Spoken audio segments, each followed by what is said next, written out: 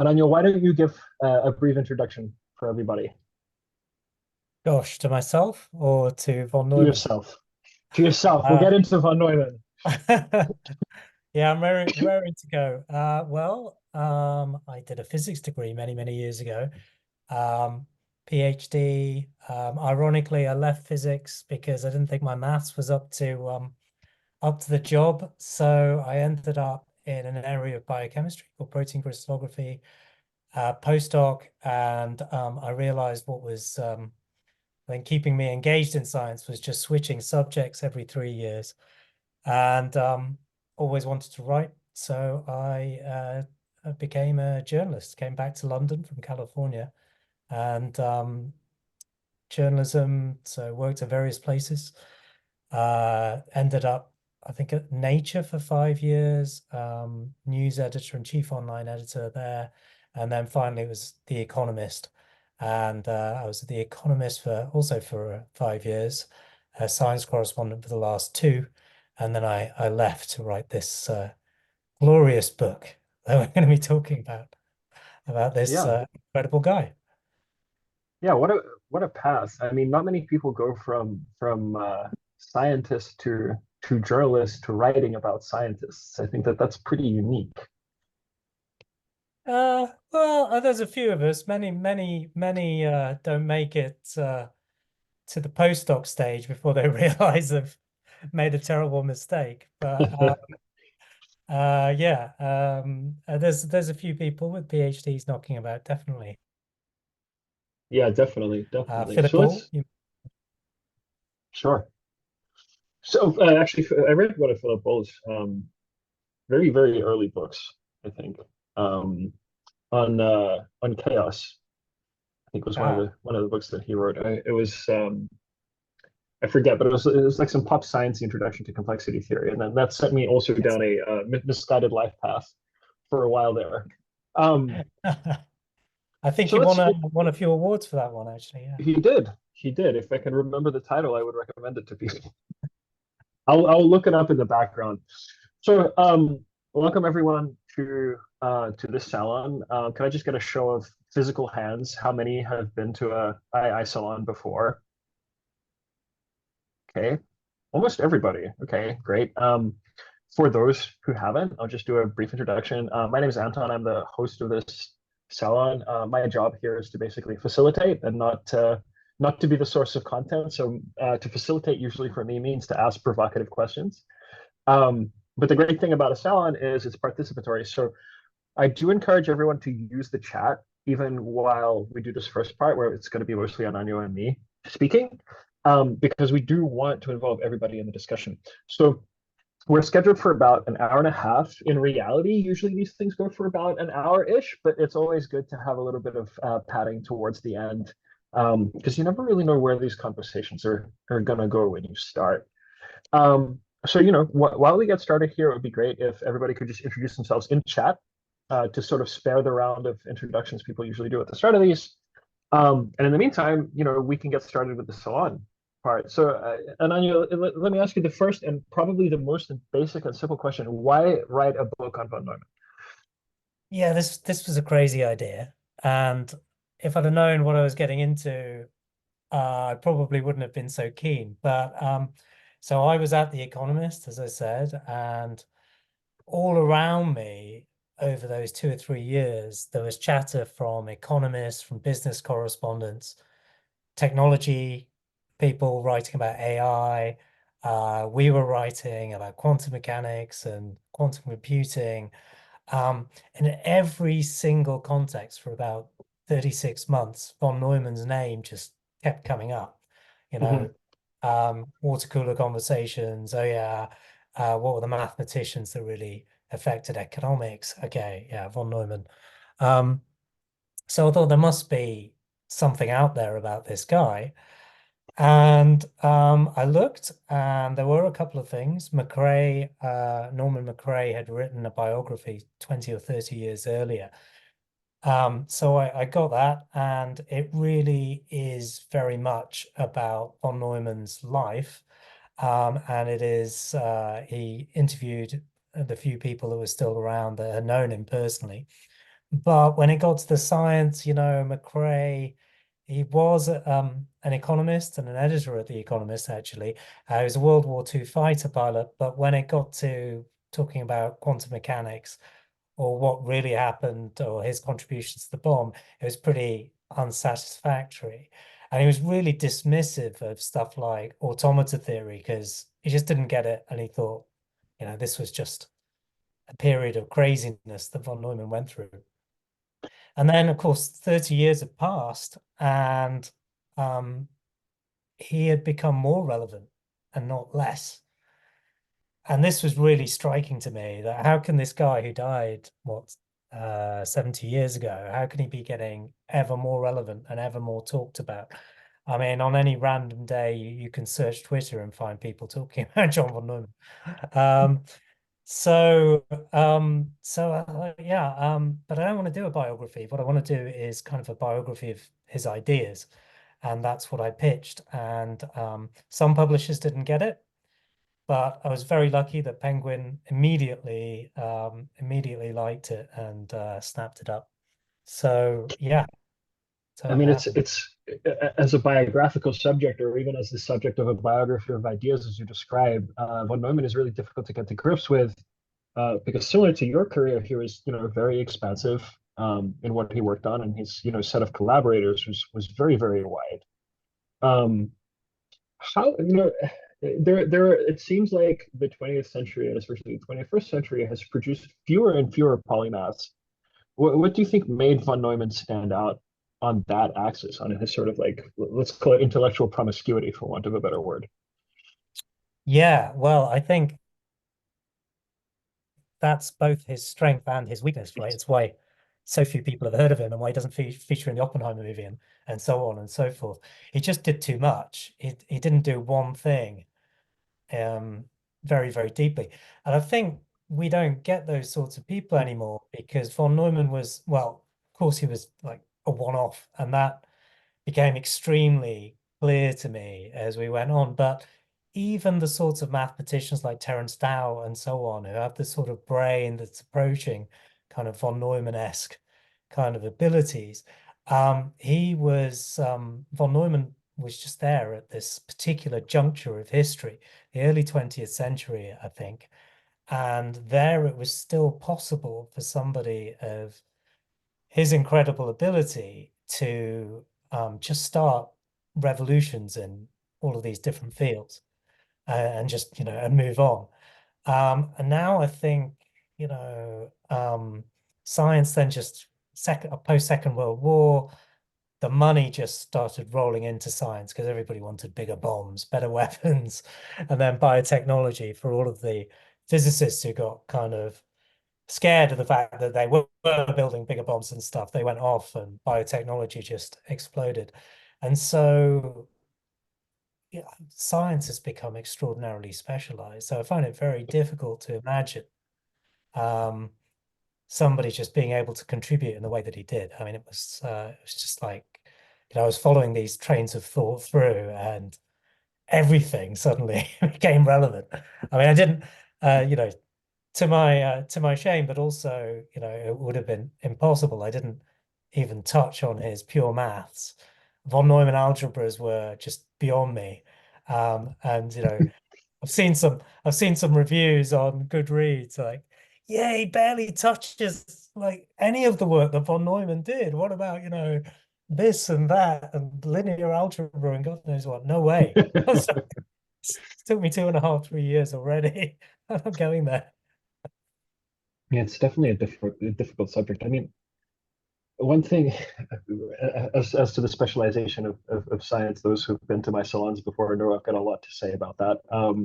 So it is almost this unique time in history, as you describe, and I think that especially part of von Neumann's one of his standout characteristics, even among his peers at the time, was the fact that there were very few things that he worked on without collaborators, and very few fields that he worked on where he was the only person working in that field. Right. I think that that's very interesting. So he did, as you say, spark revolutions and then kind of move on. But very rarely was he the only contributor. I wonder if you could speak to that.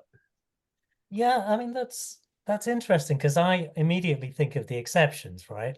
Um, Yes. so so the first thing was when he came along, um, and he was in his I think mid-20s, mid early 20s, and he just solves minimax, right? And that is the first decisive proof um, of um, the solution of two-person zero-sum games, that every two-person zero-sum game has a solution. And this is really what starts game theory. I mean, everything that had gone before was imprecise garbage. I'm sorry to say, I hope no French people have joined us today. But uh, the more that you learn now, the more that historians go back and look at those contributions. People initially kind of said, well, did he really do that much? Was Minimax such a big deal? Wasn't there so and so that started game theory before? No, it turns out no, nobody really had made any progress until he comes along and solves this. So in a way, he kind of stood alone. And then, of course, um, like 30, he takes this break of 20, 30 years and he meets Morgenstern. And Morgenstern's he's kind of useless at maths, but he asks these brilliant questions and that gets von Neumann pictured again. So and then the other exception is okay, so he it's not an exception. I mean, it was when he started his interest in computing, he turns up at the ENIAC project, and Mockley and Eckert have invented this thing, and he gets very busy and comes out with the EDVAC report there, and that is indeed drawing out some thoughts that were already prevalent, I think, in the team, but they were not ordered and in the way that he ordered them. Mm. And that ability to kind of draw out of complexity some crystal clear kind of logic, I think that was his real gift. So whether he did that in the presence of other people or sometimes just doing his own thing, I think that's often what marks him apart. Yeah, I think something about that orderliness of thinking, I think, is really critical here, right? And again, this is a way in which he's fairly distinct from other scientists of his era. Although some were very much reputed to have that kind of orderless, or almost like a crystal cutting brain, and others were much more chaotic. Like one thinks of Feynman here when I refer to sort of this more chaotic mode of intuitive mode of thinking, where John von Neumann was, typically a much more ordered thinker. Let's go back to the start. Let's talk about minimax. Um, how did you'll find that most scientists and mathematicians who make significant contributions start doing so in their 20s, right? How does he get to minimax? Let's go back to Hungary. Let's go back to the Martians. How do we get from here to there? Yeah, so I mean, he's a child prodigy, all right, and he immediately, as a teenager, involves himself in the greatest problem of the day, which is the cracks in the foundations of mathematics that have begun to appear as a result of the paradox, of infinite sets, the one that Bertrand Russell discovered and others soon found these paradoxes. And so he addresses this pretty early on and puts the counting numbers on firm foundations. I think he's 17 when he does this. He has a co-authored paper before with a guy who's supposed to be teaching him maths at the university, and he sort of introduces him to formal academic maths. But then his first solo paper is putting the counting numbers on a sort of formal, safe ground. And I believe mathematicians still kind of use that definition of the counting numbers. The problem was that before then, the counting numbers were defined by set of all sets, and thinking about the set of all sets and whether the set of all sets that does not belong to itself belongs to itself was just getting people in a massive twist. And so he sorts out the counting numbers. And then for his PhD, which he's finished by 22, he puts the whole of set theory back on a rigorous basis. And I guess he heads off to Göttingen after that, which is by coincidence where Heisenberg is inventing quantum mechanics. There he does what he does best. So Schrödinger comes along a few months after he arrives with his wave version of quantum mechanics. And there are these two extremely different looking kind of versions of quantum mechanics, one involving matrices, that's Heisenberg. And so you have grids of numbers, and then you have Schrödinger, where particles are sort of wave-like, have wave-like character. Nobody knew really what was going on. And what was it saying about the underlying reality anyway? I mean, Heisenberg didn't really want to think about what this was saying about reality. He thought this doesn't make any sense really to talk about what's going on beneath the numbers. So he just came up with this formulation. But later on, he kind of going, well, these are sort of electrons bouncing around inside the atom. And Schrödinger was like, yeah, well, actually, you should consider the wave-like properties. And what von Neumann does is he comes up with the most rigorous description of quantum mechanics, and he shows that these two versions of quantum mechanics are actually mathematically two sides of the same coin. So he formulates his Hilbert space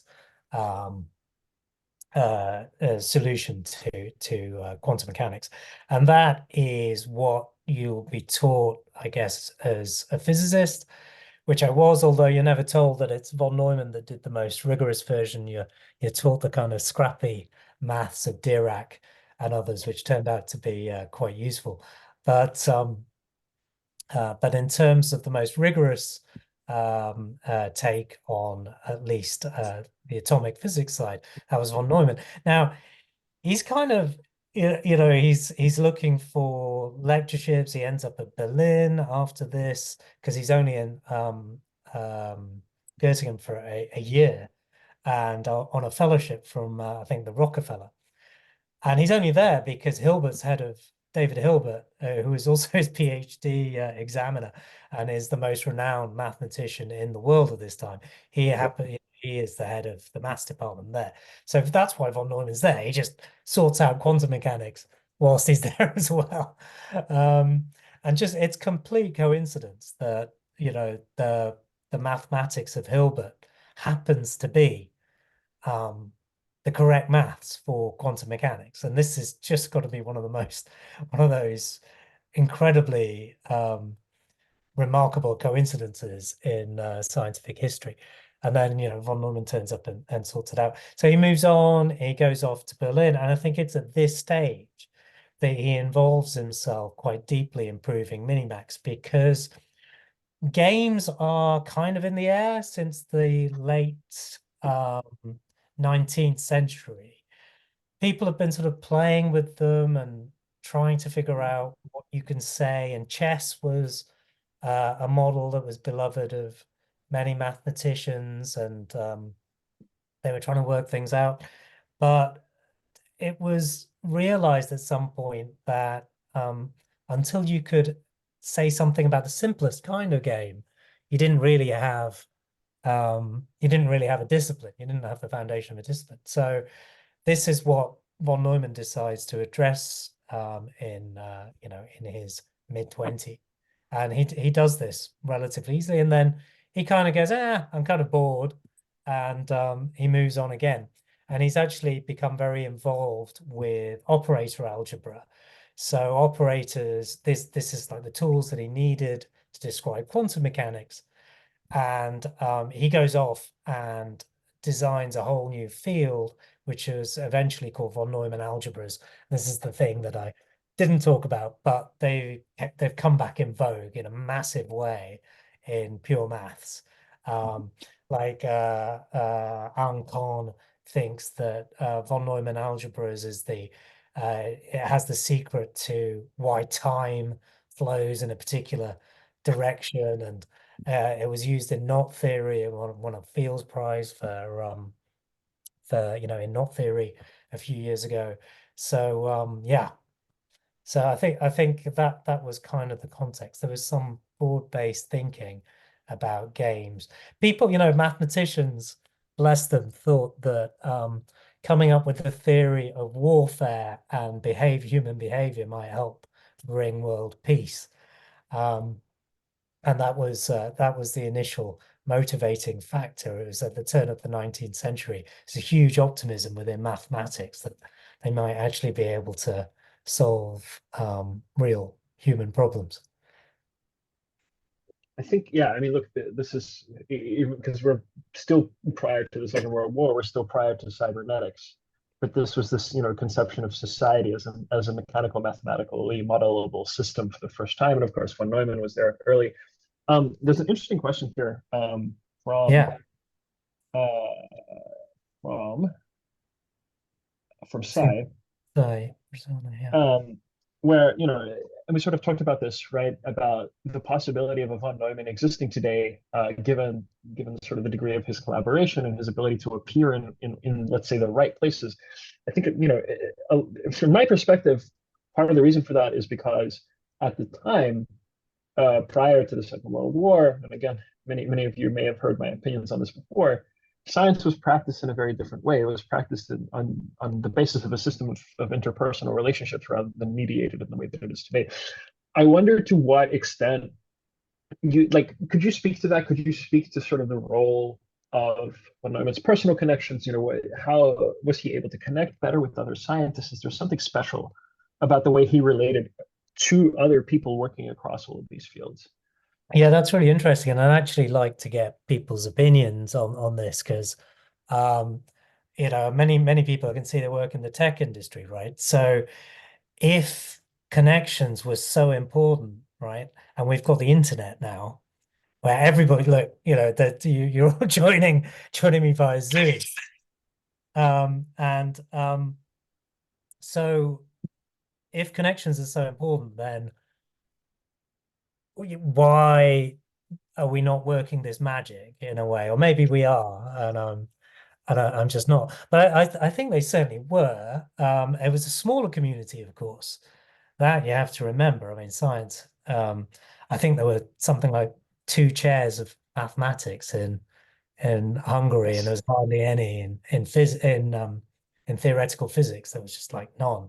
And in Germany, even, I mean, von Neumann and many people had their eye on the door even prior to 1933. I mean, he was offered this great job at Princeton in 1930, so he left already. But um, many people were just looking around for jobs, right? There were so many geniuses milling around. And so, of course, von Neumann, the Budapest set, who later became known as the Martians, you got Edward Teller, Eugene Wigner, who's his best mate, essentially in Budapest, but spends the entirety of his life in awe of von Neumann. Whenever you read about Wigner talking about von Neumann, it's clear that this guy, was where basically he was ruined at childhood from having known von Neumann, even though Wigner then goes on and gets a Nobel Prize later. He's still going on about how incredible von Neumann was. I think he was a year younger than Wigner, but he taught him set theory and various other neat mathematics, which Wigner used later. And so these guys all knew each other. And then, of course, what brings them together again is, yes, Wigner's invited over to the US, but it's Los Alamos that brings these guys back together again. So yeah, connections, but probably not connections we necessarily want to revisit in a big hurry in some ways. So yeah, I mean, Los Alamos and the atom bomb project was it was the first giga project. This is the first massive scientific project that was just put together. Let's put these people in one place and we're going to build something. We're just going to throw huge amounts of money at it. It was the start of big science. So I'm sure that obviously had an impact. If you look at what happened and von Neumann's contributions to computing, he discovered the ENIAC by accident, right? He was on a train platform, and Hermann Goldstein, who is a mathematician, he's also the military liaison for the ENIAC project, and he just bumps into him on the platform at the railway station. And they're both there for similar reasons, right? But so yeah, it seemed like in some ways the world was both a kind of bigger place, but it was also kind of a smaller place. In America, von Neumann in particular was, very pathetic. He was crossing from one side of America to the other every other week. He was sketching lectures on trains. He was writing papers and so on. And people sometimes ask me, what were his interactions with Claude Shannon? And sadly, during my research, Shannon didn't come up, but clearly he did. And I'm just reading Mind at Play now, and von Neumann comes up there a few times, although it's not clear how deep those connections were. And apparently, there is this tale that von Neumann told Shannon to call what he'd come up with entropy, informational entropy. And it's something that's kind of in Mind at Play, it's sort of dismissed. They said we couldn't really find a source for that, but they certainly attended some of the same conferences with Wiener and on cybernetics and on information theory. So there was where all these guys were sort of jamming. Yeah. So it was certainly Yeah, there and was, it makes you wonder, right? Like, is it possible? Is it even possible to have this type of polymath in the modern day, right? We sort of raised that question before, but it's really interesting. Like, are we setting ourselves up to reduce the possibility of this type of outlier because of the way that we've structured things now? Let's we touched on Los Alamos. Let's talk about this. And you already mentioned that von Neumann wasn't in the movie Oppenheimer. There was a lot that was left on the cutting room floor. My personal perspective on that movie is it's not really about the atomic bomb. It's about how the wrong relationships will destroy your life over time. Um, that's what it's actually about. But let's talk about von Neumann at Los Alamos. First of all, how did he end up there in the right. first So place? he's actually in Britain, and he's been sent over there by the American Navy to do a top secret mission for the Royal Navy. And one of the things that we know that he did was they said, oh, well, there's a new bomb mine laying pattern that the Germans are using in the channel. Can you work this out? And he does. And pretty quickly, he works out what this was. I can't remember the details of it. The details are not, in fact, in my book, but the details are out there somewhere. I think it involves some sort of minimax type thinking. So he solves that, and 6 months in, he gets a letter from Oppenheimer. And this letter is just phenomenal. Now, everybody knows the kind of people that Oppenheimer had gathered around him, right? He had Fermi, he had Teller, he had these incredible brains. But what Oppenheimer writes to von Neumann is, we are in what can only be described as desperate need of your help. Um, and I think it goes on as, come, if you may, as an esteemed guest. And it's just, I mean, it's a begging letter. It really is a begging letter. And so von Neumann agrees, and Oppenheimer is unable to say what the project is. So he calls it sort of Buck Rogers-ish project, I think, or those are his words. So on the very first week that von Neumann arrives, they've run into a problem for a long time. So they have the gun type weapon, which is pretty simple engineering. You smash two bits of uranium together and it goes boom. And I mean, so, it was so simple they didn't even bother to test it. They just dropped it on the Japanese. That was the yeah, test. Yeah. yeah, but Everybody thought the gun type was going to work. yeah, so they were happy about that, but uranium was not in, I believe it was in rather short supply, and they didn't know whether there'd be enough. And this other design had been mooted. And at the same time, plutonium came along. Now, plutonium was far too reactive, so they knew they couldn't use the gun type device to drop a plutonium bomb because it would just melt before it got together, so you wouldn't get criticality.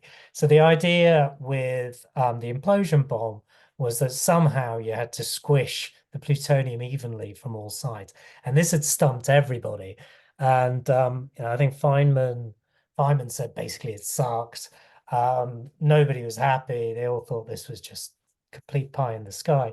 I think it was Seth Nademeyer who had thought of this idea, but he had been busy like getting tubes of iron, wrapping them in dynamite and blowing them up. And those were his experiments. And von Neumann comes along and goes, no, that's just not going to tell you anything you want to know, because you know, you could just all you'd need to do to make that look as if it was working was just wrap around a shit ton of dynamite, and yeah, you'd get something that would look as if it had crumpled from all sides. But what you need to do is this, and he sketches out because he's an expert in explosions at this time, and in shaped charges. And he says, okay, this is what you need. And it's a truncated icosahedron, so like a modern day soccer ball, not like the soccer balls of the day, it has to be said. So it wasn't obvious.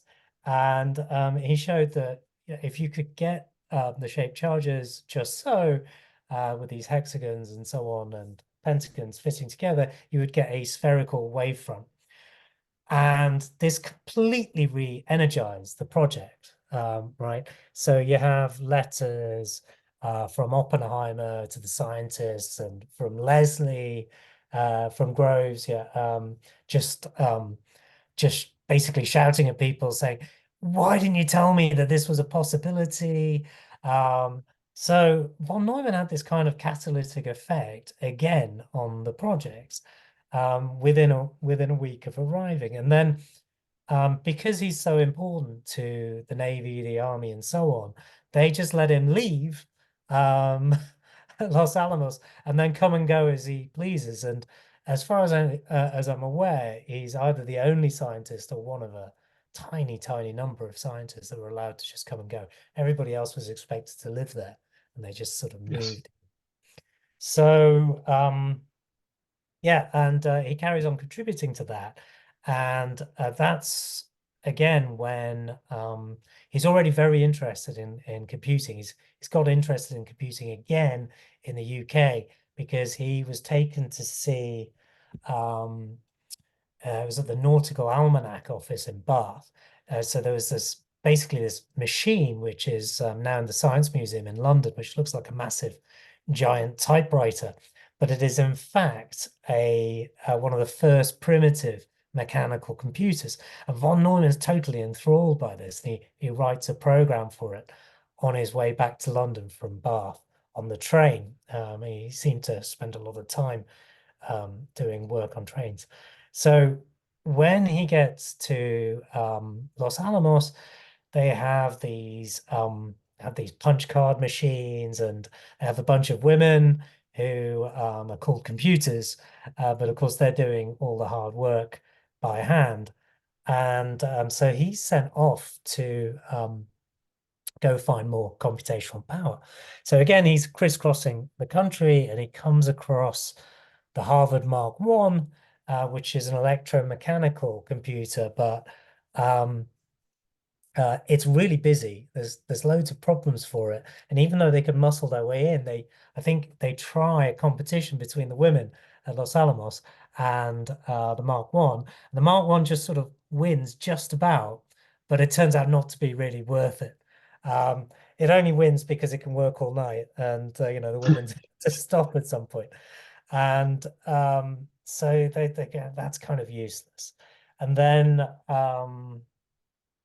And then towards the end of the war, he finds the ENIAC. So he's constantly involved with computing, but it's not just about bombs for him. I mean, he's asked by an old acquaintance, I hear, famously he's asked, I hear you're thinking about nothing but bombs these days. And he goes, no, I'm thinking about something far more important than bombs. I'm thinking about computers. And so even though he pushes the hydrogen bomb project on, and he retains an interest in making sure that the US catches up with the Soviet Union. Now, people forget, I think, that, von Neumann is portrayed as kind of this evil genius. This Dr. Strangelove is one of the inspirations for Dr. Strangelove, but he was, yeah. So it was him along with Teller and a couple of other people. So Kubrick fessed up that, and of course von Neumann is the guy who's in the wheelchair at the military meetings towards the end of his life. So, oh gosh, lost my train of thought. Oh, right, yeah. So yes, he is. So he's right. He's actually right. So the Soviet Union has completely infiltrated Los Alamos. They know everything about what's going on, and as a result of a failed patent that von Neumann works on with a traitor whose name escapes me at the moment, but you might remember the famous communist I know who you mean, but I forgot the name as well. Yeah, Fuchs. Hans Fuchs, that's right. Fuchs, yeah. So he ends up in a Fuchs ends up in a British prison, and but they make some key progress. One key part of the hydrogen bomb, which would be used later in the successful Ulam teledevice, was in that patent, but it gave the Russians an incredibly important clue that actually they were working on the hydrogen bomb. Now, the problem was that in terms of intercontinental ballistic missiles, von Neumann immediately knew that the Soviets were ahead of the game. And he knew this because of one of the hydrogen bomb tests, which the Soviets carried out, used an isotope of lithium, by which he knew that this was the correct version of lithium to use if you wanted really small bombs. So the first hydrogen bomb test the Americans made was just massive. It was completely impractical. But he'd figured out. They underestimated the yield, right? If I remember in that first test, they underestimated the yield by some significant fraction. But I think it was like a building size device that needed cooling and stuff. You couldn't drop it from a plane or anything. But von Neumann realized that the Soviets had sussed immediately how to shrink this down, and at the same time they were ahead on rocket technology. And in fact, the year that he died, the Soviet Union sends Sputnik into space, and that same rocket technology is used for their first intercontinental ballistic missile test a couple of years later, which comes a year before the first American test. And the only reason the Americans managed to do it so quickly after the Soviet Union was because von Neumann had put a rocket up their backside. And he just said, look, you guys, you need to get on with this because you're going to be left behind. So it's a rather long-winded answer to that question. No, but it's a good answer, right? Like the arc here is quite something because because of this, you have a person who is in physics, in game theory, in computation, and now is also a policy advisor, right? And we sort of joked about that a little bit about the State Department.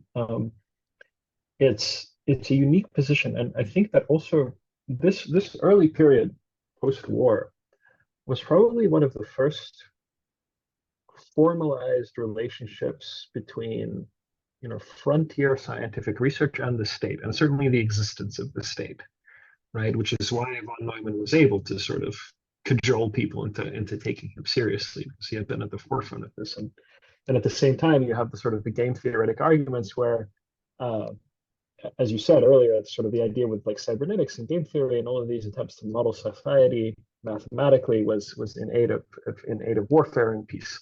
I mean, warfare being the dual of peace. One interesting question here from Tyler, which I think is relevant because we've talked about. So here's a really interesting thing about computers.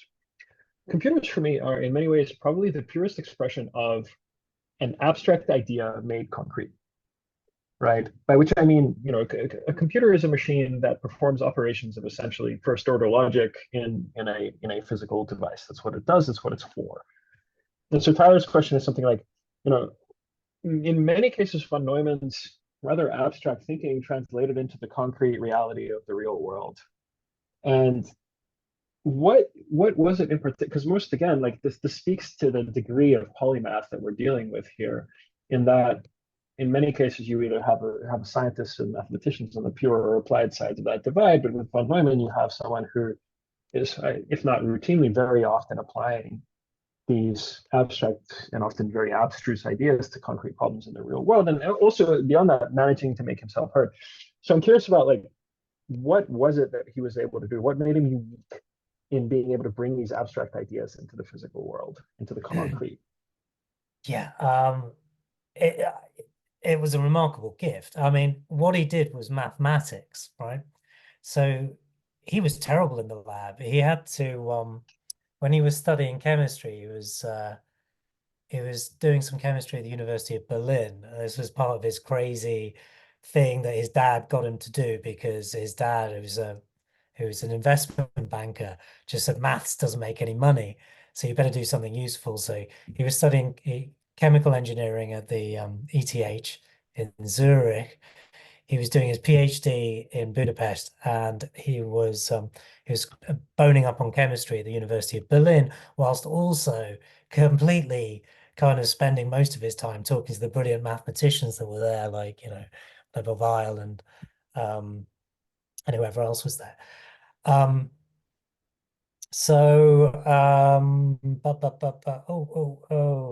lost my thread. It was what was it? Rewind a little bit, But sorry.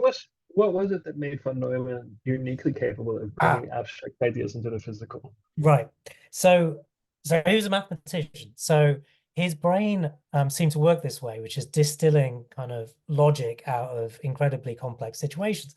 And people are kind of thumb their nose at the fact that game theory hasn't, in fact, brought world peace and predicted how we all behave every day, right? But the fact that he could make any progress at all, that he could see through this thicket, this incredibly complex thicket, and come up with something which actually does work in many situations, um, and allow and other people then built on it. Clearly, we have behavioral economics.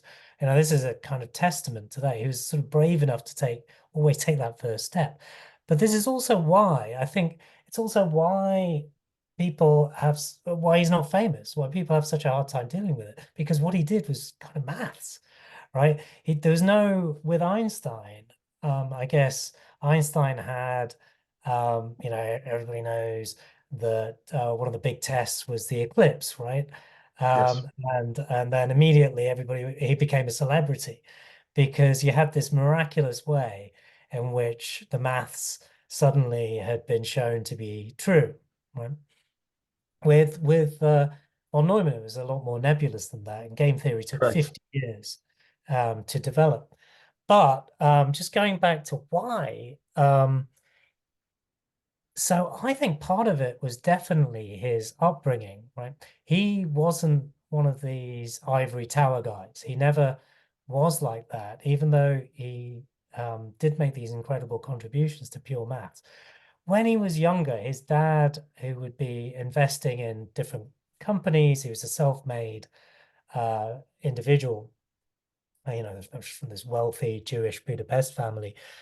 But there would be guests in their home. Budapest was just thriving. It was this cultural epicenter of the Austro-Hungarian Empire. And so they'd have people from the arts, the sciences, and so on turning up. But one of the things his dad would do would be bring people he was funding back home for Hmm. lunch.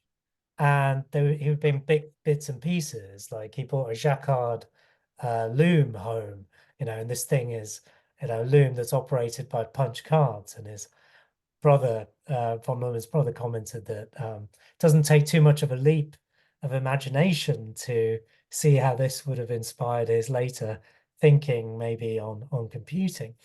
But certainly there was a practical air of business. There was a practical air of technology, of an interest in technology in the Hmm. home. And this idea that they both function together. Now, this, this is quite rare. I mean, often mathematicians will be pretty contemptuous of the idea of money. Um, there are famous tales of famous mathematicians not even turning up to get their prizes and things like Yes. that. And Well, Grigori Perelman, but Perelman specifically didn't take it in protest, all right? right. Yeah. So, but I'm at the London Institute for Mathematical Sciences at the moment, and there are quite a few mathematicians who are happiest when they're kind of left alone. um, Yes. and um, and he was not like that at all. He had his ears open all the time for problems that he thought he might be able to apply himself to, and because of this strange network effect that we were talking about earlier, he just bumped into problem after problem. And yeah, it was that combined, I think, with historical circumstance. But um, yeah, and then I think finally, kind of addressing something that you also mentioned earlier is, how did he manage to influence people? Well, this is a complicated question, but I think he was flawlessly polite, actually. I don't think he really I don't think he understood emotions particularly well. His daughter told me that he never understood why his first wife left him. Mm. I'm brilliant. Why would you leave me? um, and but he was polite. And in his computing projects, the engineers said, they hate, two of them were just at each other's throats all the time. And they said whenever von Neumann turned up, it was like he would just, something here, a little bit here. He would just put some grease in the gears again, and things would just start rolling again. I think he got people enthused, and so they forgot their differences. And he said, "Well, look, you think that this is a piece of junk but we're building, but it's going to be brilliant, and it's going to change everything." And at the same time, there were hints of this. He's actually terrified of the potential of computers as well. There's this great, Many people are these days. yeah, well, no, they are now. So maybe he was a doomer, 70 or something like that. But he Well, still, he was early to many things.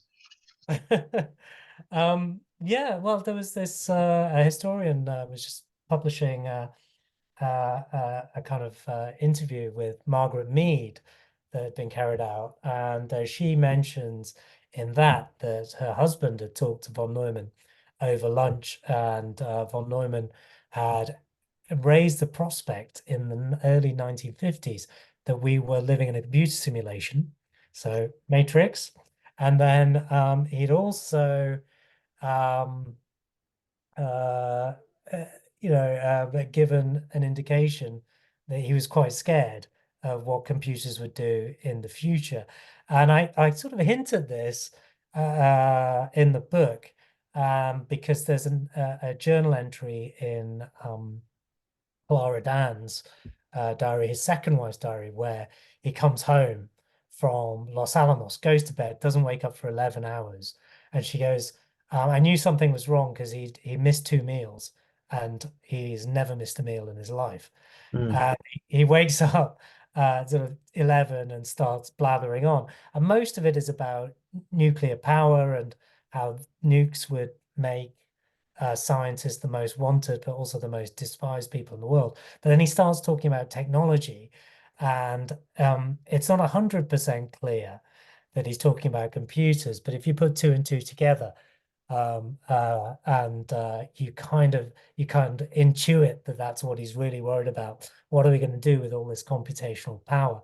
You know, we might build even worse weapons, or you know, he later on he's not. I'm not sure he is interested in building faster and more powerful computers, and maybe eventually he's thinking about brains. He certainly writes this amazing set of lectures on his deathbed, The Computer and the Brain, which builds this bridge between neuroscience and computers for the first time.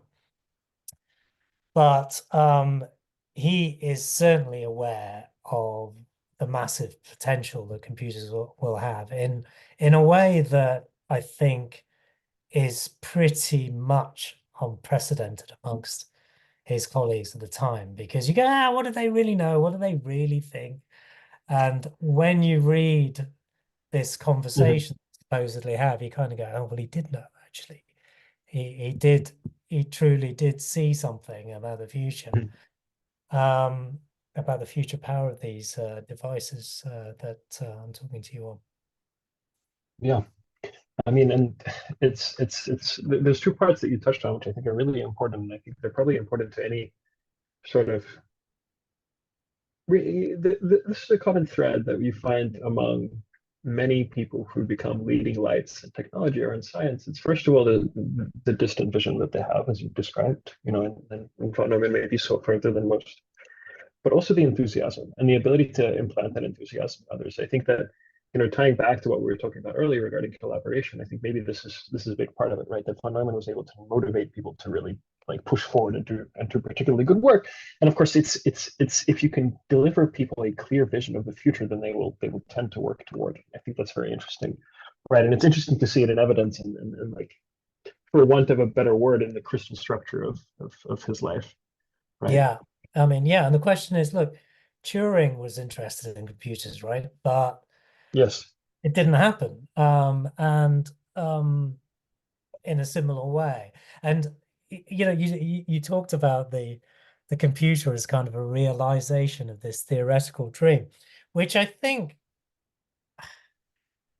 some historians will tell you this is the benefit of hindsight, right? Because there were so many engineers who were just working on computing machines. There were people working on computing machines, seeing a little bit here, bit there, and building stuff. I mean, people will bring up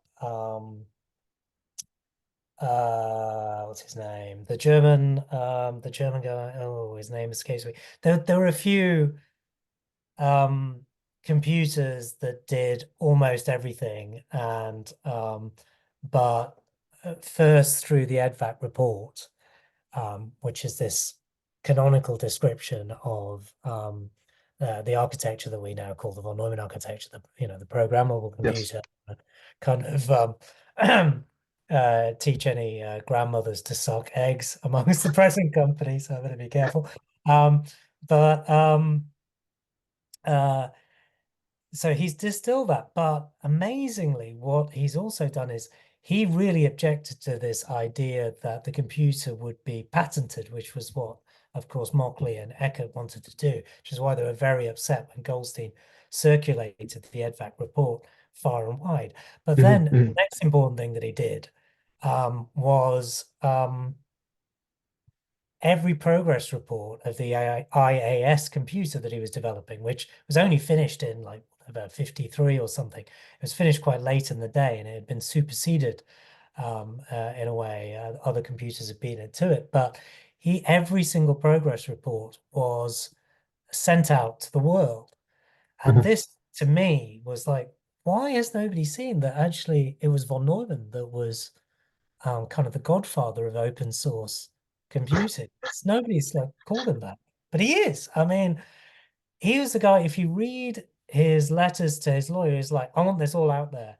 We can't patent this stuff. And he even convinces the military who's funding the IAS computer, the 50%. He says, I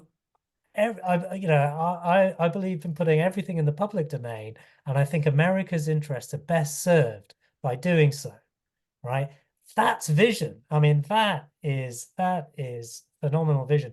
And I think part of that is certainly this Central European idea of collaboration, I think, where many Europeans did their best work at kind of the bar or the cafe, talking to each other and sharing their work. And I think that that was definitely part of von Neumann's character Yeah. there. And along with, as Margaret Mead says, this fear of computers, it just wasn't present in the US, at least not then, and not for a long Yeah. time to come. Yeah. But Neumann, as a European, I think he had this as well. So I think there's this European strain, the Central European strain to his character as well, which may have played a role in all of that. Yeah, I mean, it's very interesting. That actually answers one of the questions here again from Sai regarding, Neumann choosing not to patent some of his stuff and being like very open with his work. And then I think you've covered it well already in that answer. So that makes a lot of sense. So at this point, I'll open up the floor to the audience to see if there are any further questions, any follow-ups that they would like, any sort of key points. Feel free to either drop them in the chat or stick up your I can hand. see something, but I don't know what the Wintel monopoly is. So somebody's going That's to have. Windows Intel. Oh, right. You see, I'm Yes. so connected to this. Yeah. Yeah, no. Yeah. I mean, there's a lot of speculative what ifs, right? One wonders, what von Neumann would have made of the current state of AI and deep learning in general, right? Because it's almost it's this it's a field, it's a direction of work that is almost entirely missing abstractions, right? There's no theory, there's no method, not really. And I wonder how he would have tackled these parts. A person who comes from that abstraction first approach, almost. Yeah, well, I mean, there is quite a lot of fairly hairy maths underlying some of the efficiencies that have been made in deep learning models recently, I think. I think there was it Google that had a Nature paper, I think last week or something, about some massive speed up. Um, yeah, don't ask me anything about that. There may be people Sure. in the chat, but I know that one of the guys at the London Institute as well works on the maths of this, and Google cited like one of his papers in their paper too. Um, Hmm. so there certainly is maths that he could have contributed to, I would guess. But Mm. interestingly, he would be so on top of this because it goes back to the model of the neuron that he was working on, right? That he was really fascinated by. Yes. Who's that? Sorry, the name. Anyway, this model neuron then became uh, essentially it's the kind of weighted neuron that underlies neural networks at a basic level even today. So he Mm. would completely recognize this and he would go, oh yeah, well, you just stacked a whole bunch of them on that top of the other and just made the networks a bit more complicated, but it's still there, that neuron that we knew about back in the 40s and 50s. That model neuron is still there. So it is fascinating to think about what Wow. he might have been thinking about. I know that he was kind of interested in molecular biology, and in fact, his grandson is a Harvard molecular biologist, I believe. Mm. He's a professor, I think. Um, but he would have thought about it in his typically abstract way because yeah, I didn't finish that tale today. So at the University of Berlin, he apparently or was it ETH, he broke so much glassware that he set a record for broken glassware that wasn't paralleled for I think a couple of decades after he left. So yes, so it's the abstraction I think that Mm. appeals to. So Mm. yeah, I think I'm sure there would have been room.